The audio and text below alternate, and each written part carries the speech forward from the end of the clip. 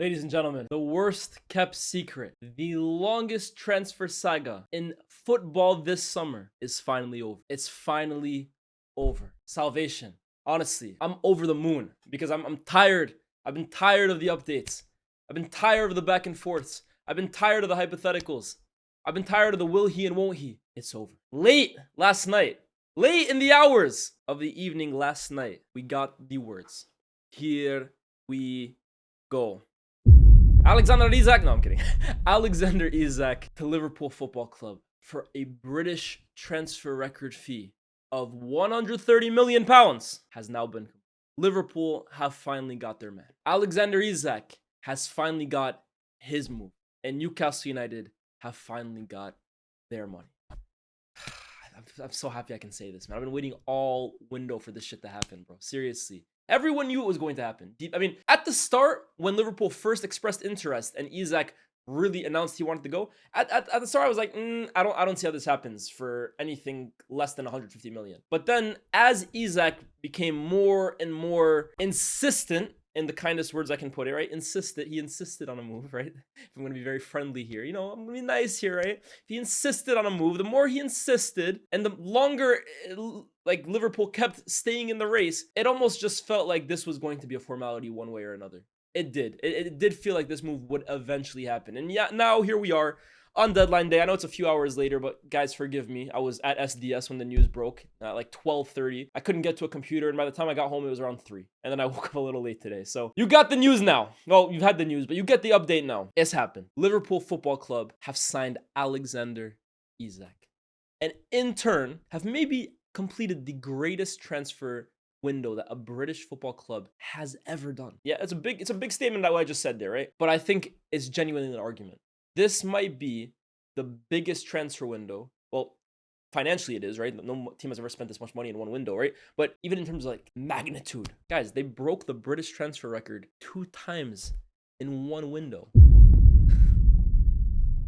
Who does that? Who does that? Seriously. The only thing I can even think similar to what they've done is Real Madrid in 09-10, when they broke their own record that they set with Zidane like a decade earlier with Kaká to break the transfer record fee again. And then a week later, they signed Cristiano Ronaldo for another record fee. So they had the record fee, the world record fee for a signing. They in turn broke that world record fee with another signing. And then a week later broke it yet again. That was absurd. And Liverpool have done something on a much smaller scale, right? We're talking British record rather than world record, but I think the magnitude still feels similar. This is a massive statement from Liverpool Football Club. I'm curious, and I'd love to know your opinion. This might be the biggest transfer window that a club that just won the Premier League the season prior has followed up on, right? Listen to the words I'm saying, right? A team that won the Premier League, that the following summer, in turn, gives you this kind of window. This is the biggest window a Premier League champion has had in their following season since maybe Chelsea in 2006. Now, Chelsea in 2006, obviously coming off back-to-back titles, strengthened their team by adding Ashley Cole, the best left back in the world, arguably, Michael Ballack, maybe a top 5 midfielder in the world, central midfielder, and Andrei Shevchenko, a Ballon d'Or winner. Now, the way it worked out wasn't as beautiful, right? Chelsea actually didn't win the league 3 years in a row after that summer. But in terms of winning the league and then showing this level of ambition to continue winning and continue dominating, I haven't seen a Premier League team follow up a winning season with this kind of window since Chelsea. Maybe United in 07-08, they added Hargreaves, Tevez, Nani, Anderson. That was a pretty good window, right? And those 4 helped United win the Champions League. But with all due respect to the 4 players I named, none of them are Alexander Isak. Whether it's their stock in the game, like I love Tevez, right? But Tevez at that point in his career was not what Isak is right now. Hargreaves, in that point, to be fair, he was very good for Bayern, but he wasn't breaking transfer records like Wirtz's. And I mean, Liverpool, they might not even be done. At the time of recording, right, the Guéhi deal still hasn't happened, but I have full confidence it will. And now you look at the window that they've just had, and let me reel off some of the names here, right? Should I start from lowest name to the biggest name? Yeah, let's start from the lower side, right? Leone. Now, this guy is one for the future. Right? He's one for the future. But off the little I've already seen of him in Serie A, this guy looks like a tank. He looks like a tank. Watch this game against Napoli, right? We all know what Romelu Lukaku's all about, right? Physicality, brute force, a real powerhouse up front. One of the best strikers in league football that we've seen over the last decade. And Leone matched him stride for stride. shoulder for shoulder, power for power, band for band. He looks like a real prospect. He's coming in as maybe their 4th choice center back. That's one. Jeremy Frimpong. He's almost like the forgotten man at this point. I know we're only 3 games in, but after the Sobotlai performances, I think we've all forgotten about Jeremy Frimpong. But this is a guy that has made a name for himself as one of the most dangerous attacking fullbacks in the game over the last few years. He provides goals, provides assists, he provides dynamic running in behind. At this point right now, Liverpool have 3 players they can call upon on right back that are actually at a pretty damn good level. Bradley, Sobotlai, and Jeremy Frimpong. Milos Kerkez played his best game of the season so far, in my opinion, at Arsenal. So good, so reliable, so aggressive, so dynamic. What a signing, and really looks like a like-for-like replacement of Robertson. For now and for the future. Ever closer, we're approaching an agreement, but Margehi, a captain of an FA Cup winning team, a center back that arguably gets into every team in the league, bar maybe Arsenal. Well, bar Arsenal, I would say Gabriel and Saliba, they got that on lock, right? But every other team in the league he gets into. This guy's a top center. He started for England in the Euros. Didn't put a foot wrong for most of the tournament. He's coming in to compete for a starting spot. Compete, not even claim as compete for one. Florian Wirtz. I know a lot of people are looking at Wirtz right now and like they're turning their nose up at him. I think that's very, very foolish, right? He's taking some time to adjust to the league. And I will be very honest, I think he's been pretty underwhelming the first 4 games. But let's not doubt this guy's talent. And let's not doubt this guy's pedigree. He came in and broke the transfer record fee in England for a reason. Because over the last few years at Leverkusen, he's emerged as one of the finest wonder kids in the game, a Bundesliga winner, a German player of the year, a Champions League stalwart, and overall, just a world-class player. Turn your nose up at him all you want. When he gets going, he won't stop. Hugo Ekitike. The names don't stop, guys. Hugo Ekitike. Again, a signing that, at striker, gets into virtually every team in the league, bar maybe City. Am I wrong to say that? Could he get into every team in the league, bar maybe City? You could make the argument. Started the season like a house on fire. He's so versatile. He's so technically gifted for a big man. Strong, aggressive, eye for goal. Gifted finisher, really good in link up, and they've signed him as their backup striker, really. Well, it remains to be seen where he fits into this whole jigsaw, but on paper, he's effectively their 2nd choice center forward. A guy that starts for every team in the league, bar maybe one, is Liverpool's backup center forward. Listen to the words I'm saying, and if you don't hear, you must feel. Their backup center forward starts for every team in the league, bar one. And then the jewel in the crown. I mean, he was the jewel in the Saudi crown, but now he is the jewel of the Scouts crown. Alexander Isak. 130 million pounds. What a signing, man. I can't... Guys, look, there's going to be a lot of content creators who come out and say, how does it work? Where does he fit? Is there too many players that are competing for too many positions? That remains to be seen. But also, I'm a firm believer that at times you don't have to overanalyze things, right? We know what Isak's about. We've watched him now for the last 2-3 years. The guy's a joke. The guy is a joke. He's one of the best center forwards in the world, period. For my money, he's a top 5 center forward in the world. I would go, Haaland is in that conversation. Kane's in that conversation. Lewandowski's slowing down, but I'll still give him his dues. That guy's a gunman. Who else am I missing? Mbappe, you know what? He's a center forward these days. Flat out, he is. He's in the top 5. And I'm putting Isak there. I know people are going to talk about Alvarez. People will talk about Lautaro. These guys are all good, right? I think Isak's better than all of them. I'm not going to lie.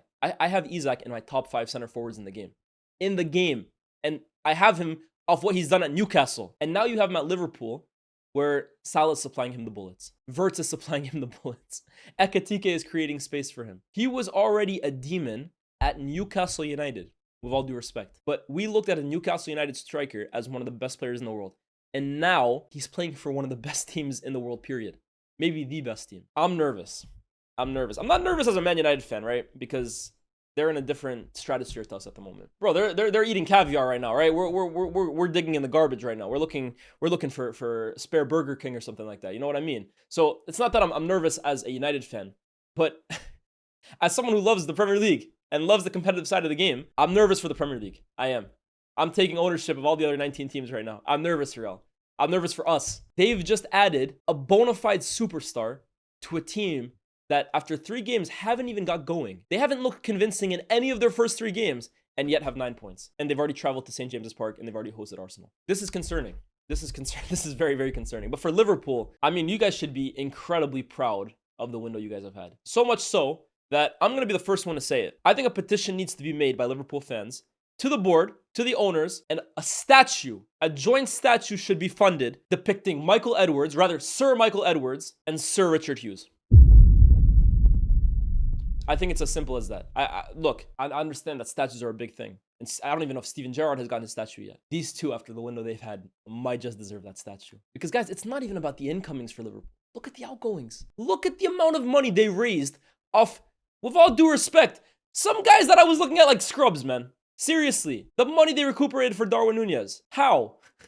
How? Ben Doak, they got 25 million for Ben Doak. Ben Doak, 25 mil. Kelleher, they got money off him. Kwanzaa, he's named after a holiday. And they got what, 40 million off him. Harvey Elliott's going for 35 today. I'm a fan of Harvey Elliott. 35 million for him. Luis Diaz, great player. I think he's actually going to do quite well at Bayern. But realistically, not getting any better, not getting any younger, and they got Bayern to spend bread on him. They've undergone a massive transfer window, both in terms of incomings and outgoings, to the point that they've broken the British transfer record twice, and they still don't even have the highest net spend in the country.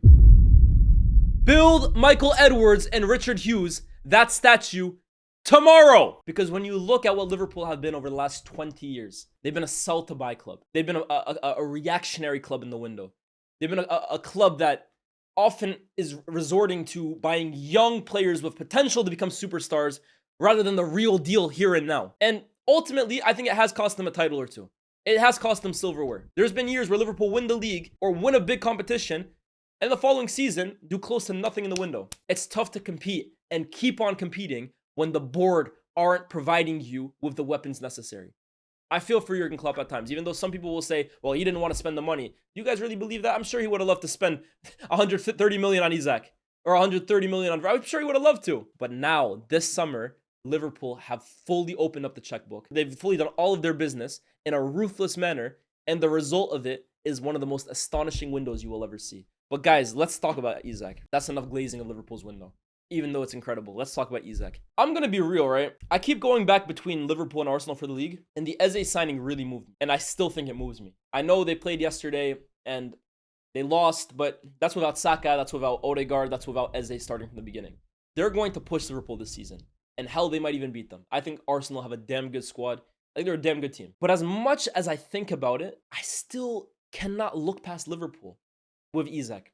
I can't look past them. Because, yeah, Arsenal have more squad depth. Their squad is maybe the deepest in Europe at the moment. It's so deep, guys. They have 2 to 3 players in every position. It's astonishing. I haven't seen anything like it for a while. And yes, they have something in their favor that I don't think Liverpool do in terms of continuity. Salah has mentioned it. Slot's mentioned it. They've kept most of the squad together. There haven't been as many moving parts. I know they brought in a lot of players, but like, their starting 11 is still mostly the same. You know what I mean? Like, it isn't as drastic a different team, in my opinion, as Liverpool's is. Liverpool have a lot of different stuff that they're trying to get to gel. I think Arsenal is a little less, which I think is a benefit for them. That is all true. But I'm sorry, when I look at the top-end quality that Liverpool now have, you're looking at Salah, who despite his slow start to the season, is, for my money, the best player in the league. And if he's not, it's the guy in the back who has started the season on fire. Maybe the best center back in Premier history, Virgil van Dijk. And now, alongside those two, they've added, arguably, I won't say definitely, but he's in the conversation for being the best center forward in the league. So you're looking now at 3 players that Liverpool possess that genuinely have arguments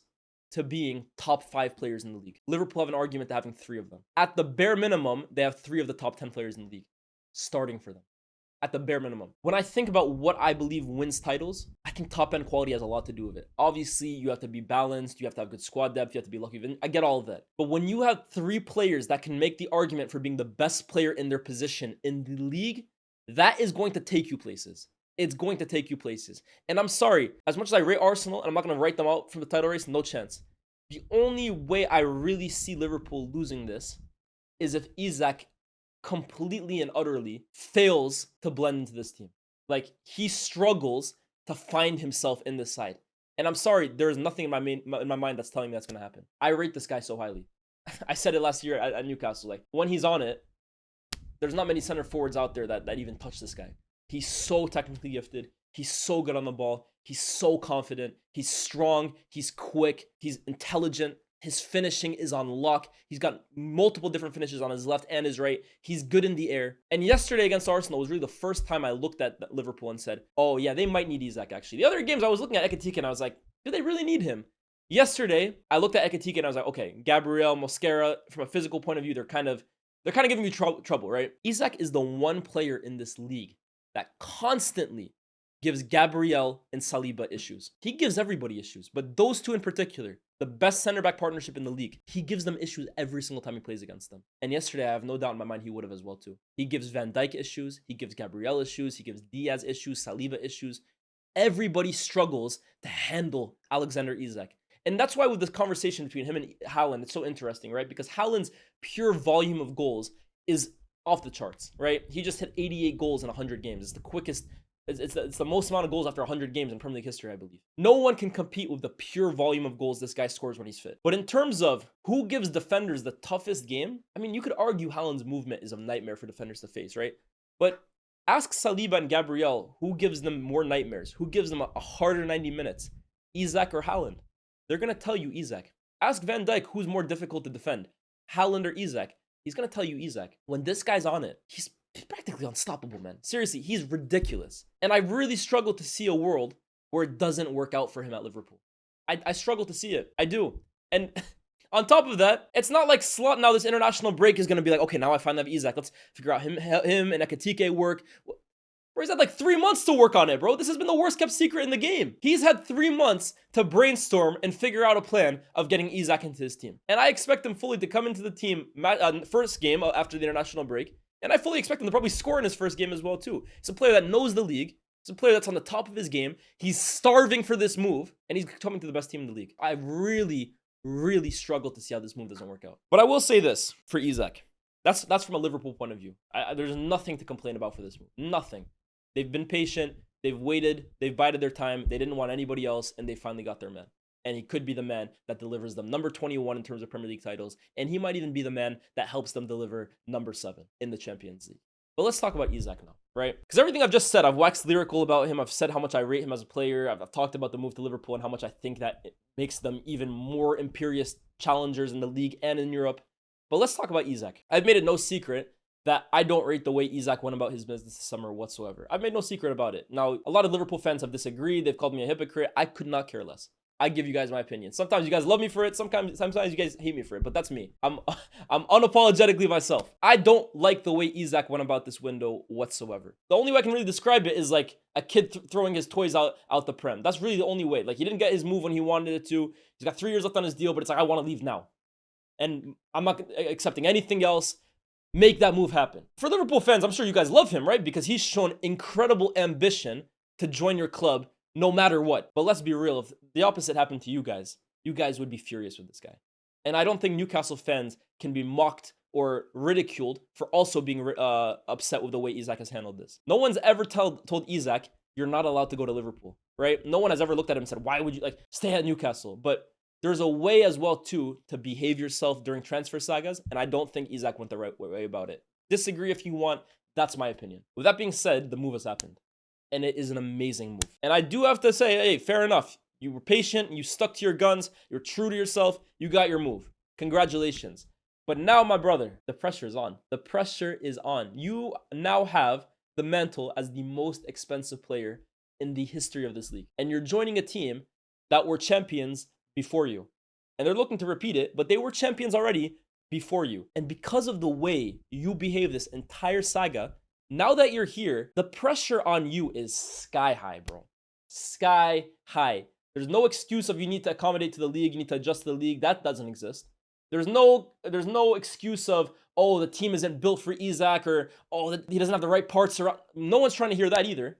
The expectation for Isak this season is come to Liverpool, retain the Premier League, go as far as possible in Europe, and I need Isak to score. I mean, what's the expectation for Isak in terms of goals? It's hard. It's tough to really put down a number, right? Because I think we still need to see Salah. Like, what does Salah look like this season? The first 3 games, I don't think he's been at his very best, but I will never be the guy to rule out Salah early. Like, for me, Salah will tell me when he's done. I don't see it yet. I'm not falling for that yet. But how many goals does Isak grab in this team? And how many goals must he grab for this to be deemed as like a successful signing? Because I'm sorry, it's not even enough for me for Liverpool to win the league and Isak grabs 12 goals. I'm not trying to see that. I'm not trying to hear that. Isak needs to win the league with Liverpool, go deep in Europe, if not damn near win it. And I need him to have a monstrous season. I'm not going to put down a number, right? Because numbers is difficult to predict. Even Mbappe last season at Real Madrid, you guys know how much pressure I put on him. I never said you have to score this many goals. but you have to be a huge contributor to a hugely successful team. Anything less, and I'm sorry, I'm looking at this signing as a disappointment because how much you gave, how much you sacrificed in terms of public perception to get this deal over the line. You were willing to do anything for him to make it happen. For a team that are already champions. I'm sorry, if Liverpool don't win the league this year, I'm not going to look at Salah because Salah's delivered time and time again for this football club. His reputation for this club is set in stone. Nothing he can do now can ever tarnish it. I'm not going to be looking at Van Dijk. I don't even know if I'll be looking at Arne Slot. He won the league in his first year. Isak, this year, you need to be a huge reason for why Liverpool deliver the league. Because if not, I think you're probably going to be the first person we look at. The questions will be immediately flying. Did Isak make them worse? Did Isak make them less balanced? Did Isak hurt Ekitike's momentum at the start of the season? You already know, guys, that these questions are going to be flying around if Liverpool don't win the league this year. And it won't be because of Salah, and it won't be because of Van Dijk, because they showed numerous times that they took this team over the line. Isak, you're 25 years old, 26 years old. Peak of your career or entering the best years of your career. The beauty of this Liverpool transfer window is that they're not only just present proofing it, right? They're not only making their team the best in the league right now, they're also future proofing it as well too. So that when Salah leaves and when Van Dijk leaves, this team is still challenging on all fronts. This team is still arguably the best team in the league. And it is that because Isak is now the guy. I think he is. I think now Isak is viewed as maybe second in command to Salah, but Salah's in his last years, man. This is going to quickly become Isak's team. And when it becomes your team, it comes with all the plaudits, it comes with all the awards, it comes with all the everything, right? But it also comes with all the pressure. So there's a lot of pressure for Isak to come in this year on year one and deliver from the jump. Because every game that we look at him and we're like, Liverpool, they're still struggling to find their balance. And Ekitike hasn't scored in 5 goals now because he's playing on the wing. Everything will be looking at you. Now, do I doubt that he's going to deliver? I really don't. I'm a big fan of Isak. I mean, no secret about it. I'm a huge fan of his game. He's one of my favorite strikers in the game. He is my kind of striker. Tall, athletic, quick, very technically good, very intelligent, very versatile with his goal scoring. I'm a huge fan of him. But the pressure is on this year, man. The pressure is on. And also, I want to ask you guys this, right? Because again, right now I feel like there's a pretty clear hierarchy for most people that Haaland is the best striker in the league and Isak is second. If Isak delivers Liverpool the league yet again, and maybe even the Champions League, and he's scoring in the big European games, and he's scoring in the big league games, he's scoring against the Arsenals, he's scoring against the Cities, and he's a big reason for why Liverpool win the league, but he still scores less goals than Haaland. However, we know over a 90-minute game on average, he'll provide more to the game than Haaland will. If he's winning the trophies, and he's scoring in the biggest games, I think we'll need to reopen the conversation. Because Henry will probably never score as many goals on average as Haaland does, right? But we look at Henry, what he won, how he played, and what he gave to a game over 90 minutes. And I think everyone would take Henry over Haaland. If Isak can do similar, even while scoring less goals than Haaland, but he's helping deliver the big trophies and scoring in the big games, I think we need to reopen the conversation around Haaland and Isak. I think right now, Haaland has the credit in the bank. He's got the goal scoring numbers. He's shown it in the big games as well too. Isak now needs to prove that at Liverpool. But I'll be very interested to see at the end of the season if Isak delivers the league and maybe the Champions League, and you look at the big quarterfinals against PSG and the big semifinals against Real Madrid and the big title deciders against Arsenal and City. If it's Isak helping decide those games, I think the conversation reopens.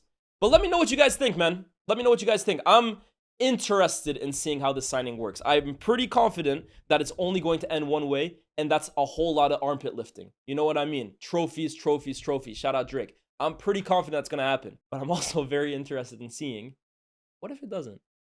What if it doesn't? Hey, look at Mbappe at Real Madrid last year.